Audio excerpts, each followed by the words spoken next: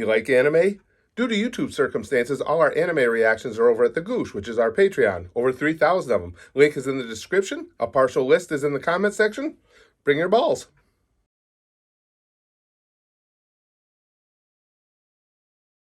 Yeah, that picture is from a fun night. It was the payoff to a big feud my buddy Dave and I were having, and we used to tend to get a little carried away at times in our matches. Anyway, my buddy Dave, his mom and dad used to come to shows a lot, and she would actually get upset if him and I were going to be working the match because she would tell us, she'd say, "You boys just get too carried away with this," and she wasn't wrong. And what happened on this night was we were doing our hardcore match, and at one point we were fighting out and amongst the crowd, and I was down on all fours. Well, Dave went to whale me across the back with a chair, and it was nobody's fault.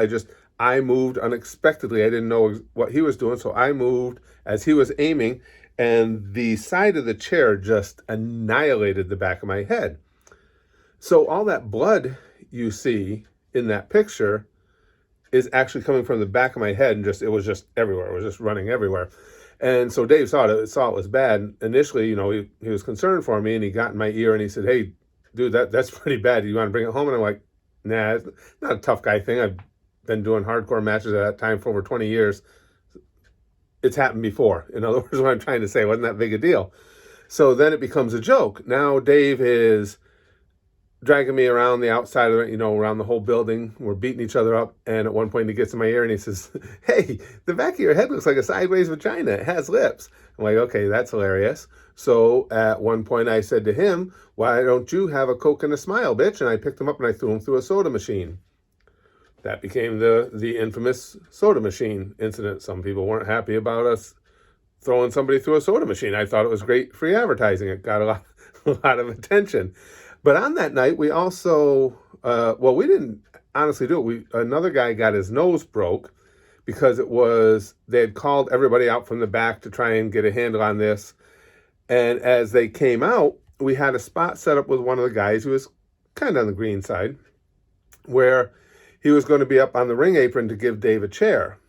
Well, we told him I was going to drop kick Dave in the back. Dave goes into him. The chair, the chair's between them. So the chair goes into this dude's head and knocks him off the ring apron. We told him, make sure you got the seat of the chair facing you. You don't want to catch the edge. He forgot. And we actually have video of that. You have to remember, this was the real early days of internet video. Probably maybe 99, 2000. You have to shrink the video down to I don't like doing that, to this size just to make it watchable. But I'll show you the clip. I think it stung.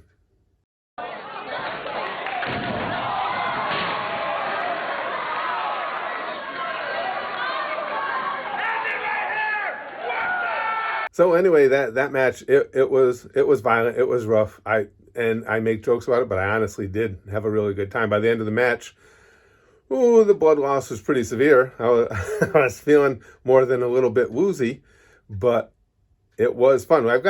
There's not much video at that time, unfortunately, that survived. I've got a couple other clips. If you want to see them, they're just brief clips that were put up on the internet. I'll show them to you. It was just more of the fun of the evening.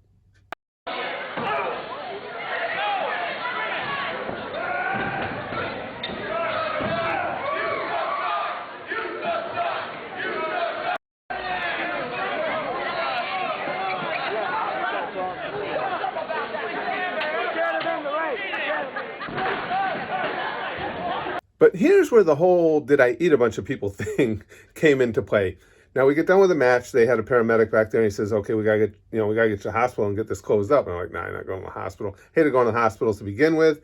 When I had lacerations, I would always try and super glue them myself rather than go to the hospital. And I wasn't going to go to a foreign hospital. I like going to my own hospital here locally. I knew everybody because I was there a lot and everything. So I said, "Bandage it up. I'm going home." Well, the cut was so bad, and it's right on the back of my head, they couldn't get gauze. The tape wouldn't hold the gauze in place. So they had to put gauze on it and then wrap me all the way around with the tape. I look like I should be like in that, what was it? Would have been the Civil War era, or maybe the Revolutionary War with the fife and drum where they're all banged up and they're playing their song. Yeah, it looked like me, like I'd been at war. But anyway, they wrapped me up, and I drove home. Now this was over. I live in upstate New York, so somewhere in New England. Don't remember where. Might have been Vermont. Oh, it was Vermont. I'm sure it was. It was one of our regular stops in Vermont because the place I stopped at, it was, of course, it was late after the show. This little mobile mart I stopped at to get something to eat, something to drink for the ride home was a regular stop for me. Now I go in there. Now, mind you, it's a pretty significant. We had to put several layers, had to replace the gauze several times just while I was in the locker room because it kept bleeding through.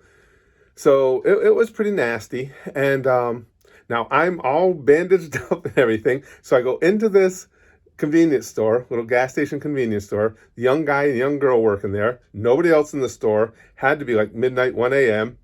So I understand how I look. So I'm trying to put them at ease. So I come in, I just, hey, how you guys doing? You know, trying to be friendly and stuff. The girl was like standing behind the counter and she had 911 already dialed into the phone. And so they're watching me. I could see them and I'm trying not to laugh. I go pick out my stuff and I bring it to the cash register and I check out and they look utterly horrified and terrified, but left without incident. I kept waiting for the cops to pull up behind me, but they didn't. So I get home and I told my wife the whole story and she goes, well, no wonder they were freaked out. She says, you not only look like you killed a bunch of people, it looks like you ate them too. The blood was so bad, just like you see in the picture, it had come through the gauze and it continued running down the side of my face. I didn't realize it. And it made a perfect trail from back here into the corner of my mouth. So it did indeed look like I had, well, a little bit of cannibalism. But in my defense, it was a long night, tough match, tough show. If you can find a little something to eat, I don't think that's on me.